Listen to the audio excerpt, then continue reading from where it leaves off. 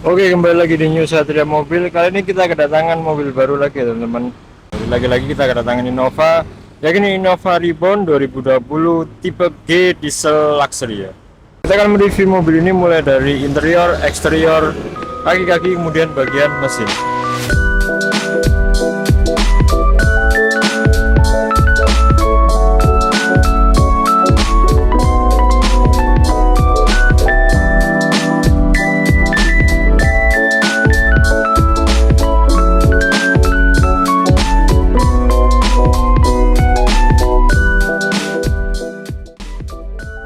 Oke, untuk masalah bodi, mobil ini tidak menggunakan body kit, jadi masih menggunakan bodi standar. Untuk masalah cat atau kondisi bodi secara detail cukup baik, tinggal siap pakai aja. Ini tampak depannya, ini bagian samping, kemudian bagian belakangnya.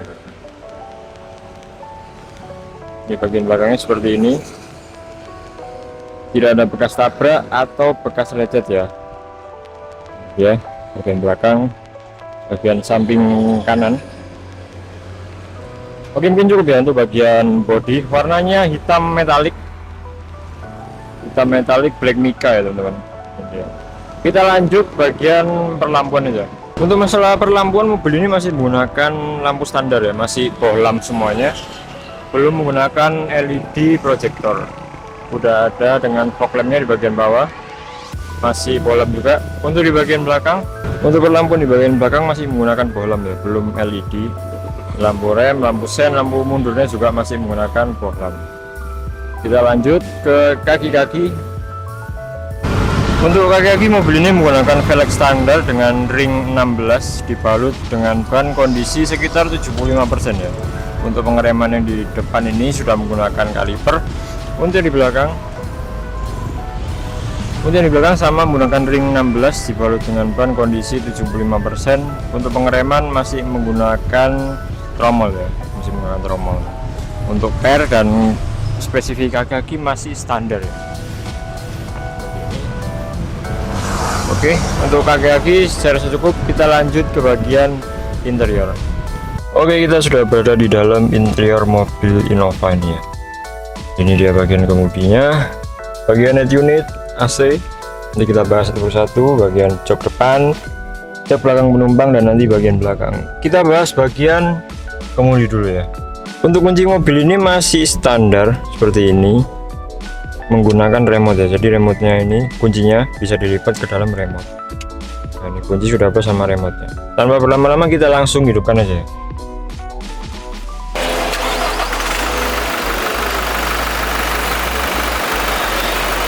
Kita bahas untuk di daerah speedometer dulu ya. Untuk speedometer ini masih standar, belum full digital, cuma di bagian tengah ini ada display digital untuk mengetahui jarak tempuh, bensin, dan lain sebagainya. Untuk kilometer, mobilnya dari angka 45.000 km, sudah sama service record dari Toyota ya. Untuk service recordnya masih berlaku juga ya, 45.000 km. Kita mundur sedikit ke bagian setir. Untuk di bagian setir ini sudah built-in dengan audio control ya, volume up, volume down seperti biasa. Kemudian ini sambung ke bagian head unit sebelah sini. Nanti kita jelaskan. Ini untuk bagian head unit, untuk audio controlnya. Di bagian sebelah sini ada tombol display untuk mengatur atau mengetahui display yang ada di speedometer. Nah, seperti itu ya. Nah, seperti ini. Itu untuk setirnya masih standar aja, cuma ada built-in dengan audio control, dan juga sudah ada SLS airbagnya di bagian setir depan dan juga di bagian dashboard bagian depan penumpang setir. Bagian sini. Oke, untuk bagian setir cukup. Kita bergeser ke kanan. Spion. Untuk spion pada mobil ini belum menggunakan retract ya teman-teman, jadi masih manual, jadi tekoknya masih manual, belum otomatis. Ini tombol-tombol untuk mengatur spion, miringannya seperti apa, terus kemudian ada central lock, dan juga ada tombol-tombol untuk jendela di semua sisi. Kita bergeser ke head unit. Ini dia untuk head unitnya. Head unitnya sudah menggunakan full touchscreen, kecil di bagian tengah sini aja, cukup ya. Oke, sudah full touchscreen, untuk mengaturnya di sini. Nah itu. kelihatan ya teman-teman. Jadi kita bisa mengatur seperti ini. Itu aja untuk bagian head unit sudah full touchscreen. Kita bergeser ke bawah. AC mobil ini masih manual ya, masih tombol seperti ini standar, belum digital, tapi sudah double blower ya. Jadi walaupun belum digital sudah double blower di bagian belakang. Nanti kita kasih lihat di bagian belakang. Ke bawah sedikit, kemudian ada beberapa tombol, ada power mode, ada eco mode, kemudian ada motor airbagnya di bagian. Ke bawah lagi, untuk transmisi mobil ini menggunakan transmisi otomatis. Bergeser ke jok. Untuk jok mobil ini masih menggunakan jok standar bawaan dari dealer ya teman-teman, jadi belum tercover dengan kulit.